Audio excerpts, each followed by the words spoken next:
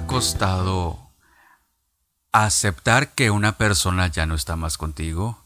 Si falleció o simplemente se alejó. ¿Qué sientes cuando pasa esto? Tristeza, de eso no me cabe la menor duda. Posiblemente sea el principal sentimiento que viene a ti. Ansiedad, tal vez. Tal vez eso me contesten otras personas. O incluso también pueden llegar a sentir arrepentimiento cuando sientes que no hiciste lo suficiente para evitar que las cosas no pasaran como pasaron, perdón. Y luego puede venir también la aflicción, la melancolía, y mejor ahí le paramos porque invariablemente la lista va a ser muy larga. El duelo, según la definición que le da nuestro buen amigo Galimberti en su diccionario de psicología, no es otra cosa más que el estado emocional que sigue a la pérdida de un objeto de gran significado, que formaba parte integrante de tu existencia. Y con esto podemos entender que el duelo no es propiamente detonado por una muerte. Y te puedo poner el ejemplo de cuántas personas fallecen durante el día y X. Emocionalmente no va a pasar absolutamente nada contigo, porque justamente no se tiene esa relación, esa afectividad contigo.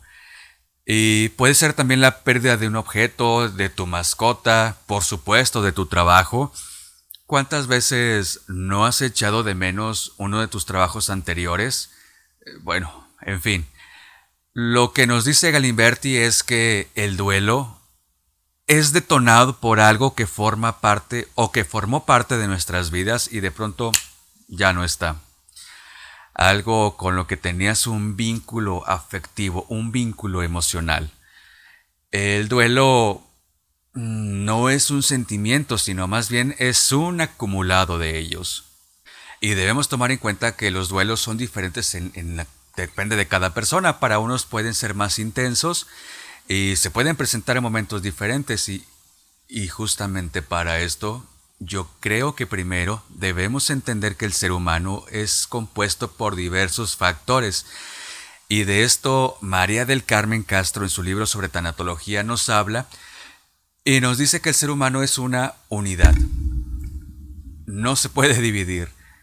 No se puede dividir, es una estructura fisiológica, tiene manos, tiene su cuerpo, sus piernas, su cabeza, todo pegado en un solo conjunto, pero parte de él también son las estructuras cognitivas, es decir, las influencias sociales, las influencias culturales, las emociones, los sentimientos, pero también tiene una parte espiritual que a su vez se compone del área teológica, y es la relación o la creencia que tiene con un ser superior, cualquiera que sea, la religión que sea, la creencia que sea.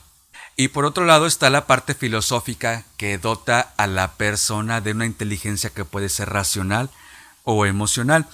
Fíjate, racional cuando por ejemplo estás cocinando, por nada del mundo vas a poner tu mano en la flama de la estufa, claro que no, porque te puedes quemar. Ese es un razonamiento. Mientras que la emoción tiene un flujo de tu interior a tu exterior y según los especialistas dicen que duran segundos o minutos cuando mucho. Aquí también entra a escena los sentimientos que pueden ser únicamente de aceptación o de rechazo. No son buenos, pero tampoco son malos.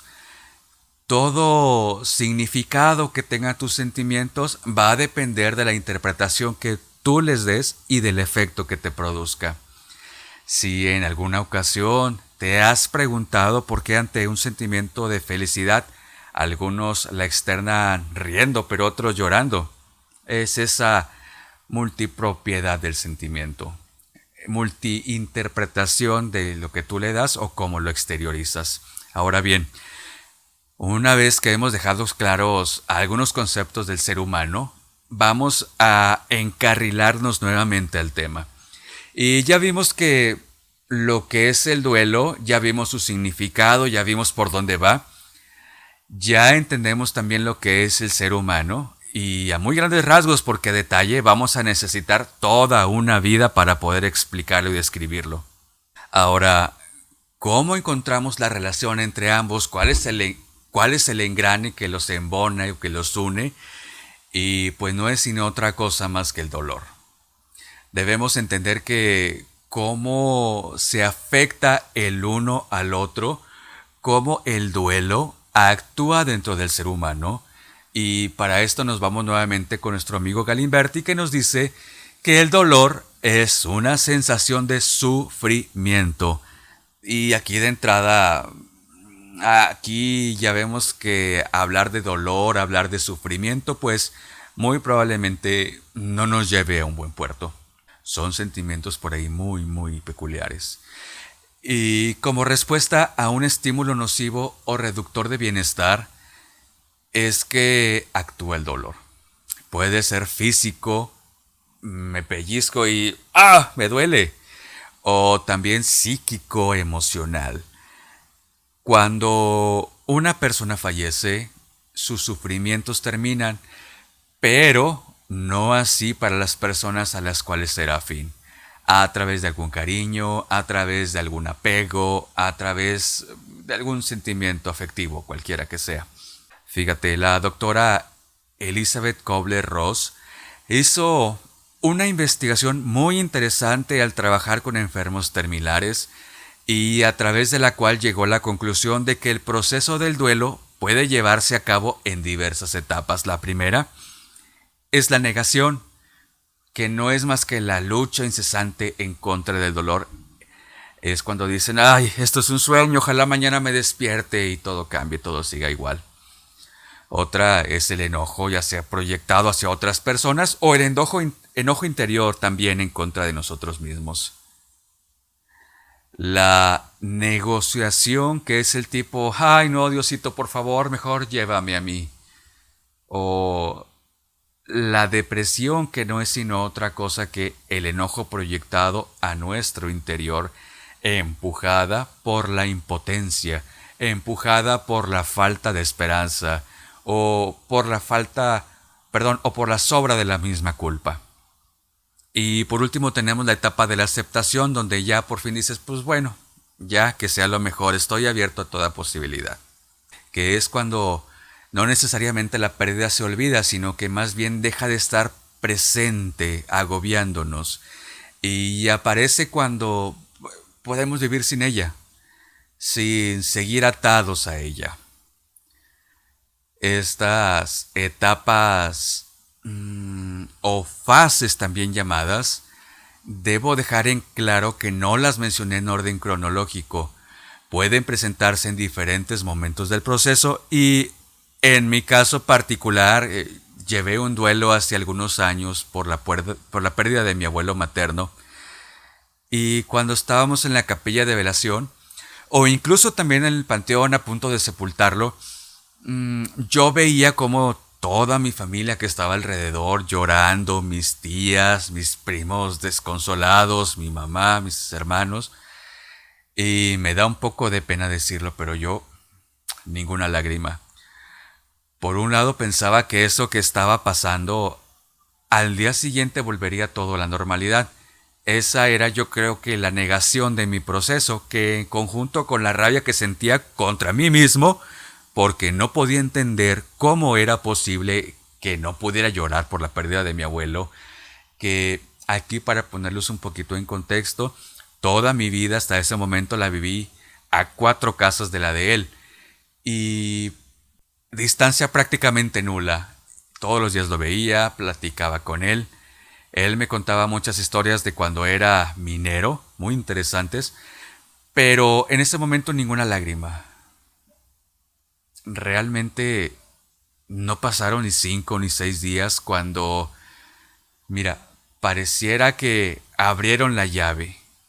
Lágrima tras lágrima, un llanto incontrolable. Parecía que las lágrimas acumuladas durante toda mi vida salían a chorros de mis ojos, no podía parar de llorar, y ahí entendí que estaba viviendo mi duelo. Cuando normalmente dicen suéltalo, déjalo ir, muchas de las veces no es en el momento, no es producto de algo que puedas forzar, de algo que puedas hacer consciente, sino más bien inconscientemente nuestro cuerpo va a encontrar el momento ideal para descargar todas esas emociones guardadas. Y esa fue la manera en la que viví mi duelo. Esa fue la manera en que acepté que ya no estaba entre nosotros. Y es por eso que te digo, tú eres diferente a todos.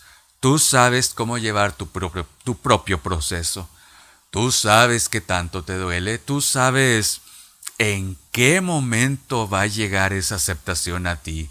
Ese momento de volver a vivir el aquí y el ahora.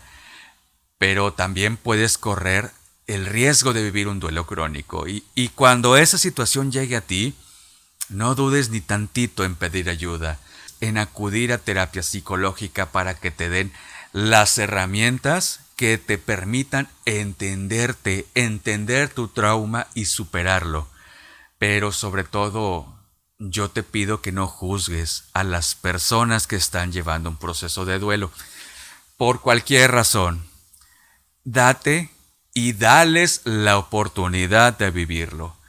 Dales la oportunidad de entender su sufrimiento para que puedan llegar a esa sanación.